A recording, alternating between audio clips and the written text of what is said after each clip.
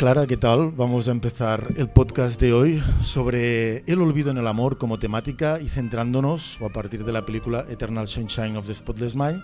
Y antes de ir desarrollando pues, todas las cosas que queremos decir de esta película, de este tema como es el olvido aplicado al amor, me gustaría, antes que nada, pues comentar de cómo... Estoy alterado ya, antes de empezar. No te enfades. Es que esta película me gusta mucho, de hecho es mi película favorita. Y yo lo que quería preguntarte, Clara Fortuny, fotógrafa, persona, poeta, es cómo surgió este tema para esta película que nos pasó un día hablando, ¿no? Una noche en un bar, Sí, en es absenta. que es la película favorita de Ramón y me empecé a meter con las fantasías de Ramón. Exactamente. Y al final... Exactamente, esta es tu versión. Bueno, La mía es que salió el tema de cuáles eran nuestras películas favoritas y Clara Fortuny dijo que la suya era Old Boy, que la hicimos el otro día, también conjuntamente. Y yo dije que la mía últimamente, bueno, desde hace tiempo que la vi me gustaba mucho, pero ahora ya casi es mi película favorita, es Eternal Sunshine of the Spotless Mind. Y ella empezó junto a su novio, los dos en comandita, aquí presente, empezaron a decir que era una película, yo no me atrevo ni a reproducirlo, que tenía que romantizaba el amor y que por tanto... No, bueno, pues ¿qué dijiste? No, continúa. No, que romantizaba el amor, que era prototípica, que me podía gustar, y yo me enardé y digo, pero si Old Boy, el otro día que hicimos Old Boy, justamente trata el amor de una forma muy despótica, con una relación de una personaje femenina muy sumisa, y en cambio a mí Eternal Sunshine me parecía y me sigue pareciendo, ahora que la he revisado, pues una película con un tratamiento del amor, pues sí, romántico, pero si no romantizamos el romanticismo, ya claro, esto es una paradoja, ¿qué vamos a romantizar?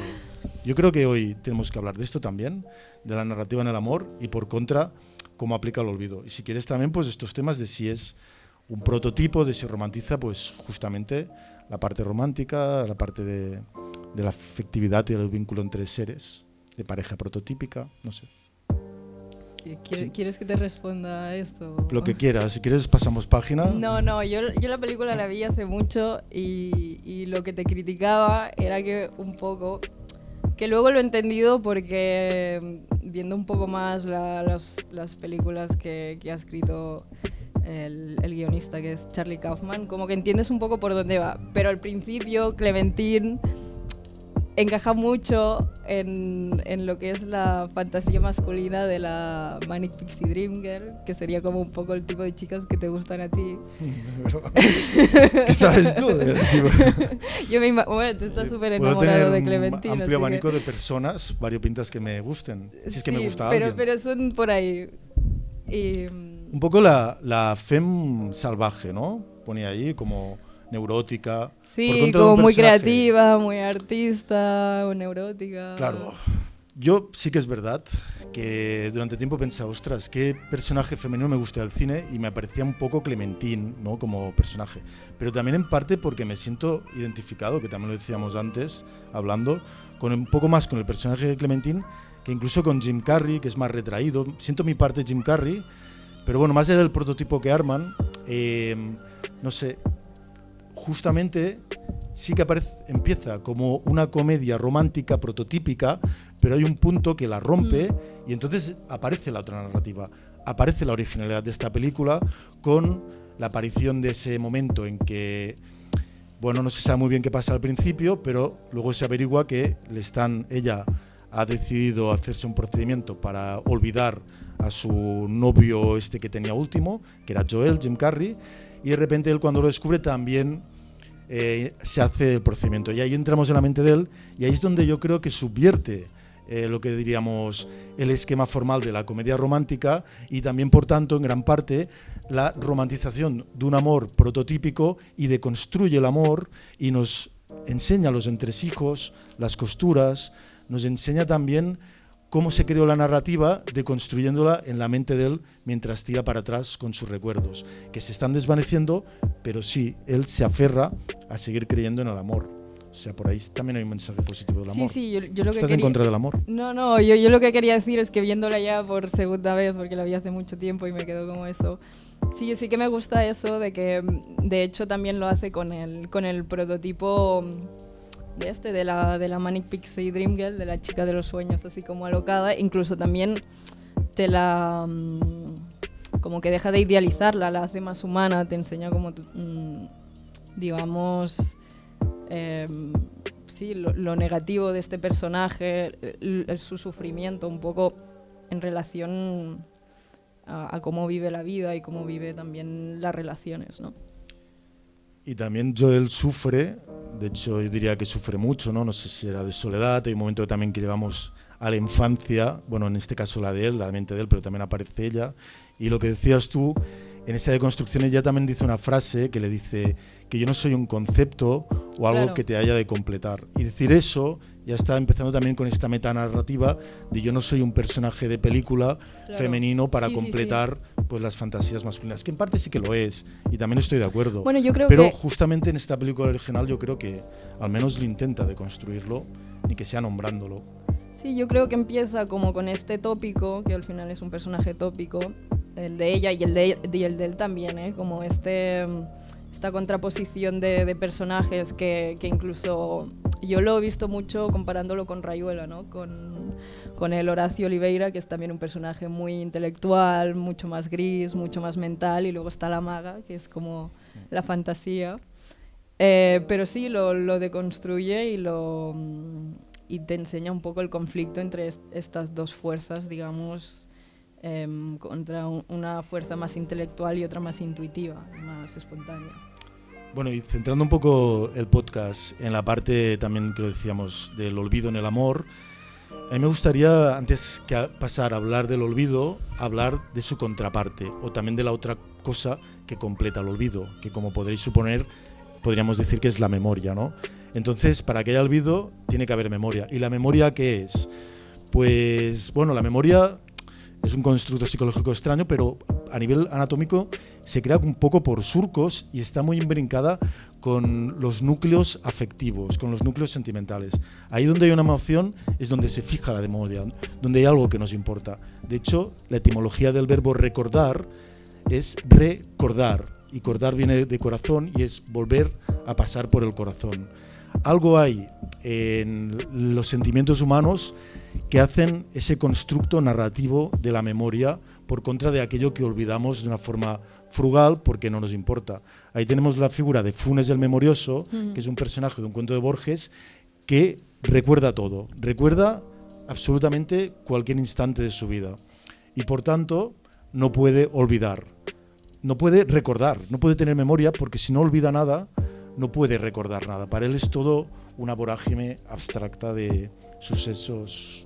La palabra sucesos la pronuncié muy mal. Además es muy No tendría que trágico decir. porque se acuerda tanto de todo que cuando recuerda algo se acuerda del momento en que está recordando el recuerdo y como que se le suman todavía más detalles a este recuerdo y es como...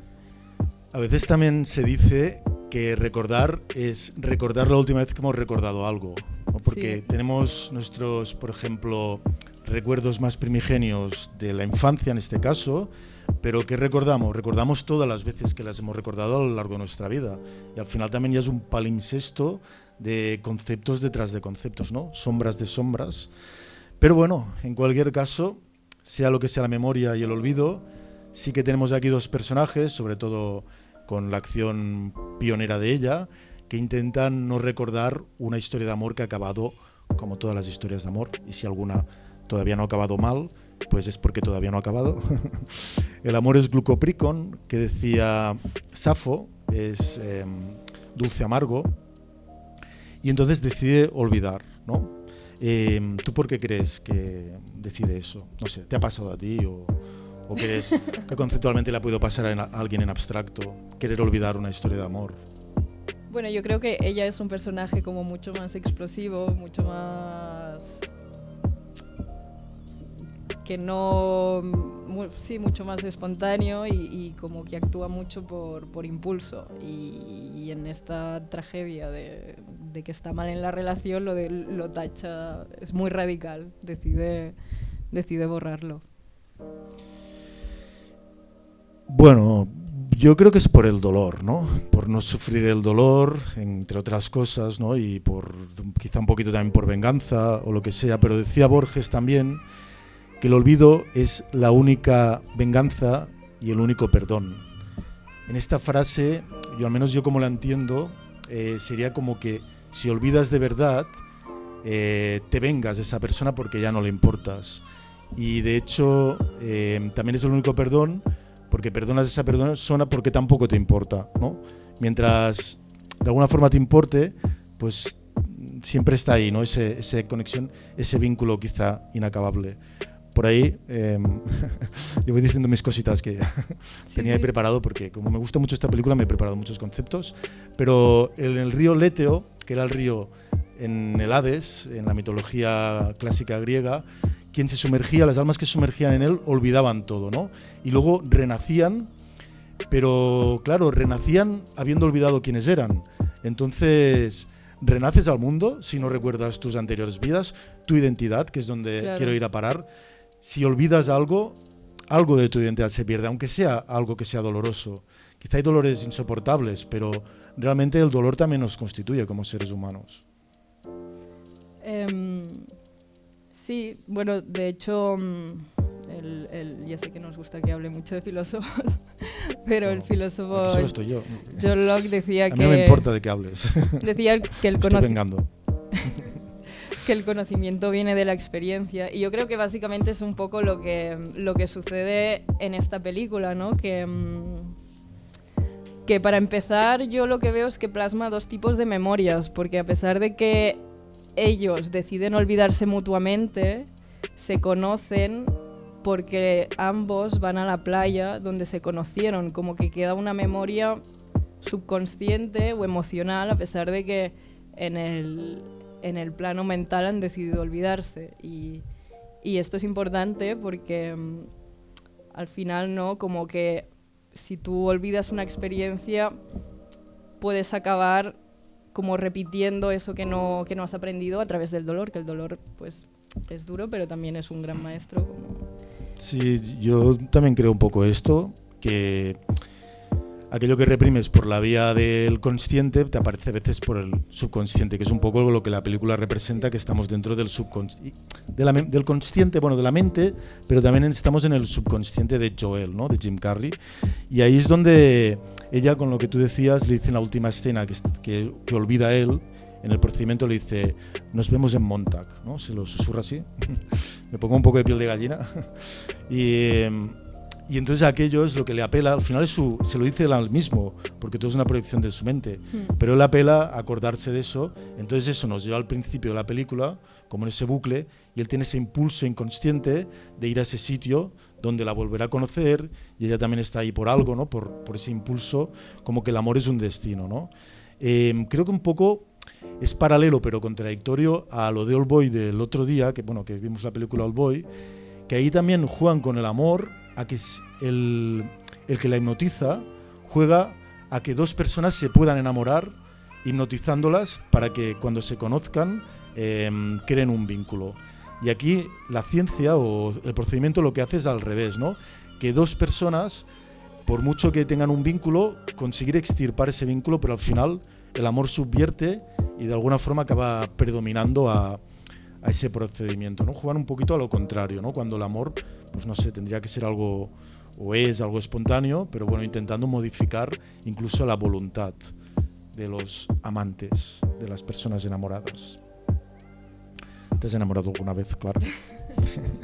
Intentamos hacer el podcast un poquito personal. Bueno, no, yo no voy a explicar aquí mis cosas. No, yo tampoco, ¿eh? Pero no nos sale.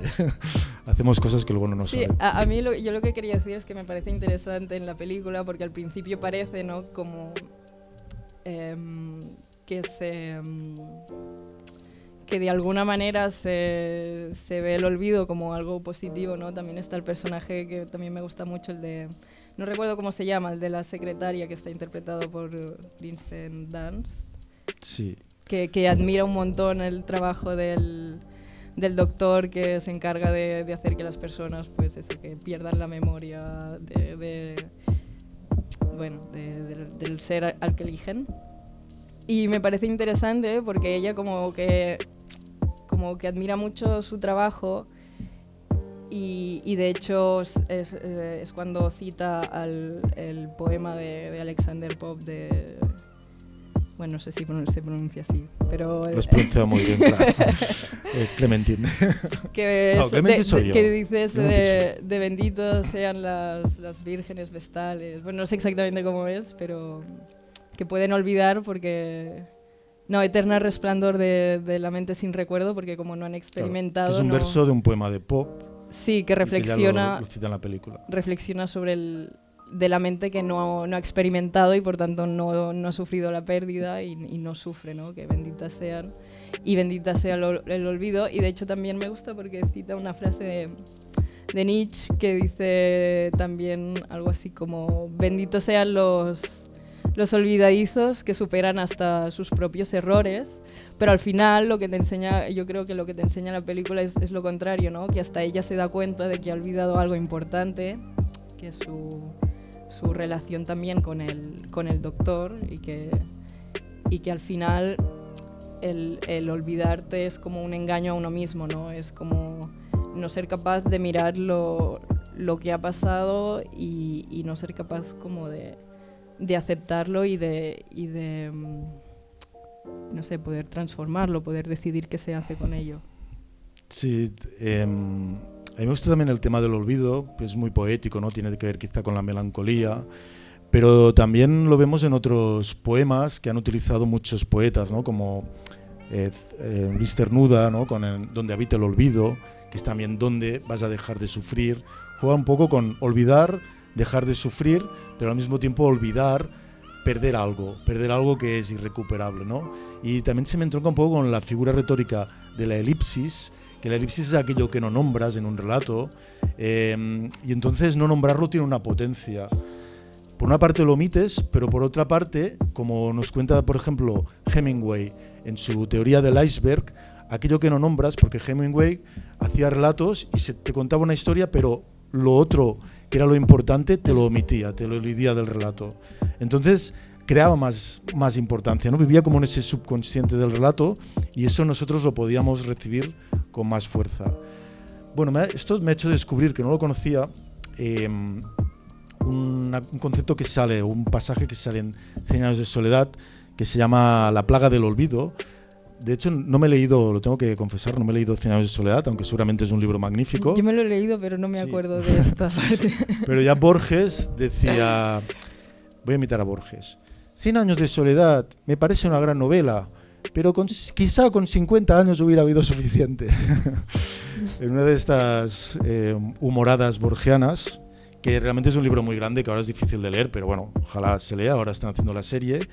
Y entonces aparece la plaga del olvido y hay un momento en que los personajes empiezan a tener insomnio y van olvidando cosas. Y van olvidando el nombre de la mesa, de que una mesa se llama una mesa, olvidan sus propios nombres y le van poniendo como etiquetas para recordar, pero también incluso han olvidado el sentido de las palabras. Y juega un poquito como metáfora de esto, Gabo, para hacernos ver que si no recordamos las cosas, si aparece el olvido, puede ser como una tragedia de memoria, ya sea en el propio Macondo, que acaba destruido, acaba disuelto porque ha olvidado de dónde viene, qué es, cuál es su propia identidad, como incluso parafraseando su propio territorio, esa América Latina que a veces pierde la memoria de sus orígenes y eso le hace reproducir errores o caer en lugares de falta, como decíamos, de identidad y de idiosincrasia. Entonces tenemos ahí, yo creo que todo el rato, aunque el olvido pues sea una solución, creo que nos están trayendo pues conceptos de que puede ser algo no del todo apetecible para la constitución fehaciente del ser humano. No sé.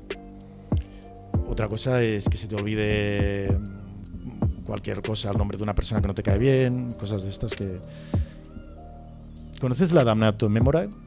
¿La qué? Damnatio memorae. Bueno, yo en mi versión pedante voy a explicar este concepto latín, que es la damnatio memorae, que es el daño de memoria, creo que se llama, la traducción sería esta, que es a lo que a veces en la antigüedad, en Roma, creo que era en el Imperio Romano, condenaba a algunas personas a que fueran olvidadas completamente. Entonces nadie podía reproducir su nombre, eran borradas de cualquier registro, Pero de hecho hubo un personaje, Eróstrato, que intentó quemar, creo que era el Palacio de Atenas, de Atenea, el Palacio de Atenea, y entonces lo condenaron a la Atenea Mérmore, pero como recogieron que había sido condenado a la Atenea Mérmore, él que había hecho esa veleidad, esa maldad de quemar ese palacio para pasar a la historia, fue recordado porque habían intentado borrar su nombre. Y se conoce como síndrome de Eróstrato aquellas personas que intentan pasar a la historia haciendo alguna inquietud, algún desastre, ¿no? Como matar al presidente de Estados Unidos o alguna cosa de estas que se hacen en la modernidad, que ya no hay tantos palacios de Atenea. Alguno debe haber también, no sé. Pero bueno, pues ahí tenemos... Bueno, ¿entonces te ha gustado la película? Sí. En esta nueva revisión. Sí. Me ha gustado. ¿Más que Oldboy? No, Oldboy es mi favorita. ¿Tienes alguna escena favorita de la película? ¿O algún momento que te haya llamado la atención? Bueno, me gustó el hecho de que se reconstruyera la historia empezando por el final, ¿no? Un poco. Como vas viendo al principio cómo se ha deteriorado la relación y como que acabas viendo cómo se inicia, que yo esta idea creo que el Gaspar Noé, el director Gaspar Noé, hace algo parecido en una película que se llama Love, que también es como que al final es lo trágico y como que te va contando la historia hasta el principio, que es el momento en que se conocen. Y también me pareció muy curioso porque, que esto no lo sabía, que el pelo de Clementine representa como cada etapa de la historia de amor, empezando por el verde cuando se conocen, que es cuando nace todo, que sería como la primavera, luego pasa al rojo, que es en el momento más, digamos, apasionado, luego se le apaga como a un naranja, que es cuando están comiendo en el restaurante y el Jim Carrey dice que somos como todas las parejas que están comiendo y como que tiene una visión muy... Decolorida. Sí, muy decolorida. Y al final cuando lo tiene azul, cuando ha acabado la relación, lo que pasa que las raíces las tiene verdes porque como que renace, ¿no? Como que se reencuentran. Pues mira, me acabo de dar cuenta de una cosa, aparte de esta conceptualización también del color azul, ¿no? que también nos habla de la melancolía, no sé, del olvido, todo esto, podríamos decir que es un poco de tendencias azules, pero justamente este es el ciclo cromático de la naranja, porque la naranja, yo es que soy de un pueblo de cerca de Valencia, que hay muchos naranjos, y cuando nace es verde. Pues de la clementina, puede ser. Claro, de la clementina, que es una variedad de naranja, y luego cuando madura es naranja, de color naranja, la naranja, que bueno, por eso le llaman naranja, por su estado de esplendor, pero luego cuando se pudre, la naranja curiosamente es azul, se pudre en azul. Y entonces ese azul último, con otra vez un poco de brote de verde, quizá nos indica, si es que intentaron hacer esto, pues igual sí que lo hicieron, el rebrotar también de la clementina, de la naranja, que sería en este caso clementina. Mira, pequeño descubrimiento. Sí, no, Tenemos que escribir a Charlie Kaufman. Le preguntamos. Pues yo, como digo, se podría decir que es mi película favorita, me emociona verla y me parece estéticamente brillante, con todos estos hallazgos narrativos de deconstrucción, como de una narrativa clásica que la vuelve más posmoderna. También lo del color del pelo ayuda a guiarnos en esa dificultad por comprender en qué momento estamos de su relación. Pero hay un punto también que sin ese punto quizá no me emocionaría tanto, que es cuando dentro de la mente de Jim Carrey salimos un poco de la historia romántica, aunque no del todo, y viajamos a su propia infancia. Entonces ahí es como una catábasis, que es ese lugar profundo, incluso en el inconsciente, que llegan porque ella le dice: escóndete en tu humillación, escóndete en un lugar recóndito. Bueno, y el primero en tu humillación aparece ahí en la infancia, bueno, haciendo en su lo que es decir tú, ¿no? En su cama juvenil una masturbatio, que creo que YouTube, si dices las palabras en latín, no las detecta tanto.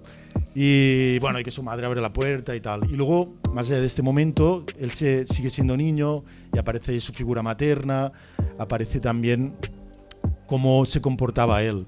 tanto cuando aparecen los otros niños y de repente le están increpando, le están impulsando a que haga una crueldad, matando un animal o dándole un martillazo, y él siente su sensibilidad y se apena de esto y los otros niños le increpan. Ahí también está creando su futura afectividad humana, ¿no? Su futura forma de entender el amor, ¿no? Con aquello que le ha hecho sufrir, con ese momento en que también dice, no recordaba la fuerza que se siente, el impulso tan fuerte de necesidad de ser abrazado cuando es un niño, y cómo esto nos entronca también cuando pues se abrazan con Clementine y ha encontrado pues un ser humano con el que compartir pues todas esas emociones que se le han ido creando a través de su propia narrativa existencial, y que luego hace lo que puede con ellas. Pues es un tipo aburrido, bueno, si se lo pincha un poco es más simpático, pero es un tipo gris, que vive en soledad, que no ha encontrado su mundo, y sí que es verdad que con Clementine pues encuentra a alguien que le hace refulgir, ¿no? Que conjuntamente crean como una especie de memorabilia de objetos comunes, de arte, ¿no? Porque cuando trae todos los objetos, él han vivido un montón de momentos y todos ha creado algún cuadro, lo de las patatas. Entonces es una relación muy creativa, no me parece de los peores ejemplos de cómo compartir un vínculo humano romántico. Yo creo que lo interesante es cómo se ve un poco esta desidealización del amor, ¿no? De a veces cuando empiezas que se ve todo muy bonito y luego empiezan a sortir, me sale en catalán, a salir los defectos, ¿no?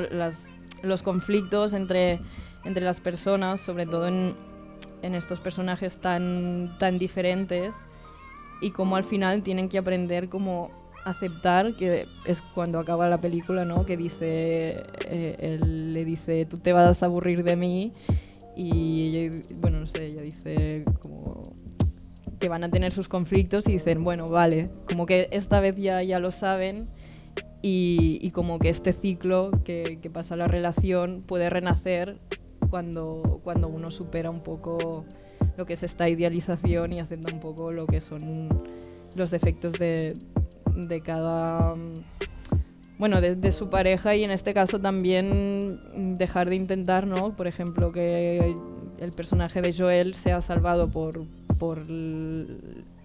Clementine, que Clementine le dice, no soy un concepto, no soy la chica de tus sueños que te va a sacar de esto, o sea, soy una chica que busca su estabilidad mental y tiene sus problemas, ¿no? Pero se están intentando salvar conjuntamente. Al final yo creo que, bueno, veo una pareja bastante complementaria y en cualquier caso, pues bueno, como dando un poquito de rúbrica final a la parte del podcast, me gustaría traer también pues alguna reflexión con todo esto, ¿no? Para cerrar y también a ver si tú también pues qué matices le puedes dar o qué te interesa acabar de concluir. Pero en cualquier caso, lo que decíamos, o por mi parte, cuando nombraba también la frase de Borges, ¿no?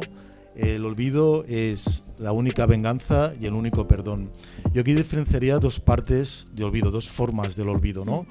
Ese olvido que es el olvido casual, que es el que no podía, Funes el memorioso, que no podía olvidar nada, que olvidamos cosas, por ejemplo, a veces, no sé si te pasa, tú que también eres poeta, que escribes un poema, pasan los años o los lustros o a veces alguna década y de repente lo recitas en un micro abierto o lo que sea o lo lees y no recuerdas ese poema de amor con tanto sentimiento, tan ampuloso, tan afectado, ni siquiera recuerdas la persona por la que escribiste y por la que sentiste esos sentimientos que transmutaste en una poesía. Esto sería pues bastante venganza natural, ¿no? Porque al final, pues bueno, si no recuerdas quién es, igual es que no te importa.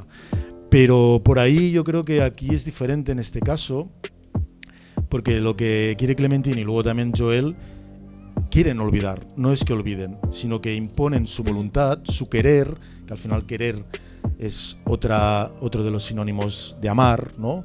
Querer olvidar a esa persona de forma consciente sin poder olvidarla para dejar de sufrir o para lo que sea, ¿no? Hay un acto de la voluntad, pero entonces ese olvido, como íbamos diciendo, destruye el sentido y hace que pierda narrativa su existencia y que ellos mismos pierdan identidad y puedan ser quienes son. Y además, en la película el amor triunfa y refulge, que no, a lo mejor no tendría que ser así, ¿no? En la realidad, pero veo que el amor es también como una especie de divinidad que los salva en este mundo en que a veces, pues moderno, no creemos en nada. Pues dentro de las cosas que pueda haber para creer, aunque también probablemente sea una mentira biológica o un constructo cultural, social, lleno de prototipos y de repetición. ¿Estás bien, Ramón? Bueno, yo no, pero no importa, ¿no? Importa que la gente se salve, yo ya estoy perdido. Lo que quería decir que a veces también es como una divinidad, es como un paradigma, algo en lo que creer y algo que nos puede crear narrativa. Entonces, pues, aunque nos duela, pues creer que siempre podemos volver a Montag, que es esa playa donde se volvieron a conocer. Sí, yo creo que no tenga que suceder nunca. Yo creo que es interesante esto de que hay dos tipos de olvido, ¿no? Porque yo creo que también hay que olvidar de forma sana. Jack London decía que olvidar significa cordura.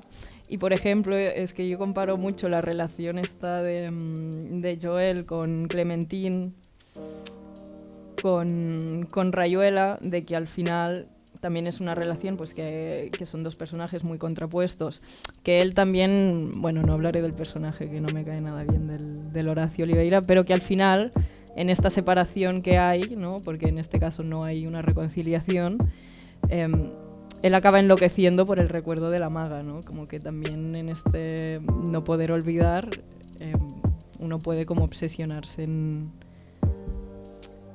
figuras del pasado, bueno, no sé. Depende de cómo se gestione, supongo. Me gusta que hayas acabado con un anacoluto, con una frase interrumpida en la mitad, porque al final todo es un poco unos puntos suspensivos. Sí. Pero creo que hemos reflexionado un poco sobre este concepto, sobre esta película que yo creo que es bellísima. Esperemos que os haya gustado, ¿no? La gente de YouTube pues le puede dar me gusta al vídeo si le gusta, comentar alguna cosa en los comentarios, seguirnos. Y en cualquier caso, pues también a quien no le haya gustado, pues lo que puede hacer es olvidarnos, olvidar todo esto como si no hubiera pasado, un poquito también a lo Men in Black, y continuar su vida pues sin que se vea afectado por este pequeño momento de haber compartido pues estos momentos de pensar en la literatura, en cine y todas estas cosas que se pueden hacer un domingo por la tarde. Clara, ¿qué tal? ¿Cómo lo ves? ¿Cerramos? ¿Quieres decir alguna cosa? No. ¿Estás feliz? Sí. Bueno, pues, qué exageración. Pues, merci, nos despedimos del podcast Amplexus, que significa abrazo. Ahora todavía parece una secta. Bueno, Amplexus. Una secta al menos literaria y humanista. Y nos vemos con alguna otra temática.